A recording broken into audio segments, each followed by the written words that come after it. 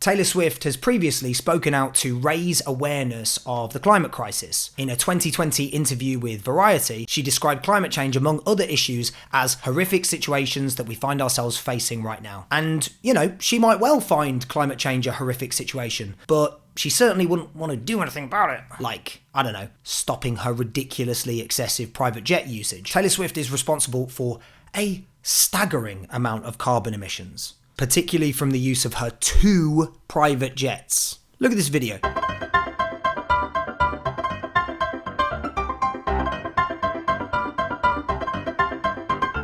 The singer has travelled 126,000 kilometres in 1 year alone, equivalent to flying around the world 7 times. Her frequent private jet flights caused a study from UK marketing agency Yard to say she was the #1 celebrity CO2 polluter in 2022, with emissions claimed to be 1,100 times more than the average person. It is so bad that the legendary BBC Nature programme presenter Chris Packham has urged her to stop. He's tried to intervene, telling the singer to send a very symbolic gesture to millions of people by declaring that she will stop using those jets. Now, her PR team has previously claimed that she has purchased double the amount of carbon credits to offset those flights. But of course, carbon credits are simply a way to justify not changing behaviours, and instead putting the burden of change onto others. Also, to be honest, in terms of raising awareness, who cares? Everyone knows about climate change, and the only people who are denying climate change are either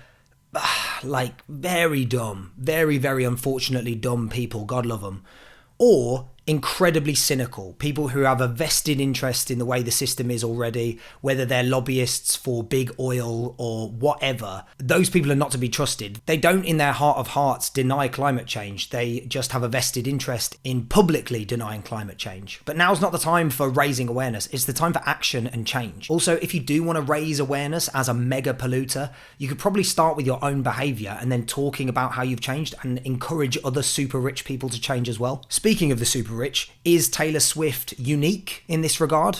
No, absolutely not. The super rich are the worst, whether that is the companies that they own causing damage to the environment or their own personal consumption. Their private jets and super yachts and high carbon lifestyles absolutely have to change. Elon Musk and other super rich people are just as bad, if not worse. But very importantly, do not let the consumption habits of the super rich that have to change, don't let that confuse you. Most of us, if we want to be effective and not succumb to constant climate anxiety, most of us should stop fretting about our carbon footprint. Now, the individual carbon footprint was a term invented by oil giant BP to shift the focus for climate action onto individuals rather than, accountability for their own horrific crimes against the environment. So if we find ourselves despairing at our own tiny individual impact on the climate, stop. As George Monbiot said, what we have to do is the big structural political economic stuff. What we're being told to do is change your cotton buds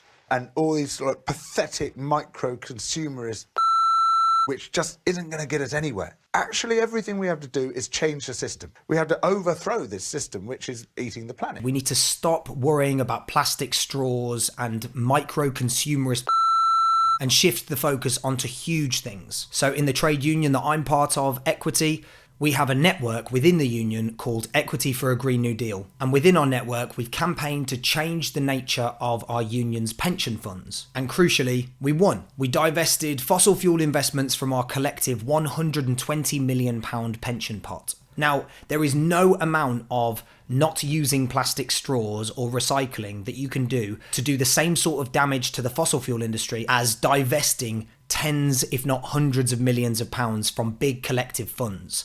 So this is where we should be putting our energy, not into worrying every day about whether I recycle this or that. Of course you should do that stuff. We shouldn't absolve ourselves of our responsibilities. But I find so many people fret endlessly about this and it just doesn't matter. While Taylor Swift is flying her private jet around all the time, what you do on a tiny micro-consumerist level does not matter. But that's why we have to shift our focus towards huge collective action where we bring lots of people together in order to do much more significant things. And while we also pressure supposedly progressive people like Taylor Swift to do the right thing and stop using her private jet. And while, there's no ethical consumption under capitalism, we know this. There are one or two things you can do as a consumer which do make change, switch to a plant-based diet. That's one. Big change, because animal farming has this massive environmental impact. Another one, stop flying. Yeah, but beyond that, actually everything we have to do is change the system. We have to overthrow this system which is eating the planet with perpetual growth. However, the super rich, who are often the most preachy about the way that people should live, absolutely have a lot to do, and we should pressure them into changing their behaviours. They have so much to do and they are failing miserably. Taylor Swift should listen to her fans, who are only growing louder right now in their demands for her to end her private jet usage. For the rest of us, we need to make sure that we're involved in campaigns to divest money out of fossil fuel investments. So whether that's your local council or your pension scheme or a company that you work for or whatever it is, just go and do some digging around where their money is invested and build or join campaigns to change that. We can also campaign to stop new drilling licenses to be granted by governments, most of whom have declared a climate emergency and yet do not seem to take this remotely seriously. But we want to be involved in collective action. We as individuals are very limited in our power,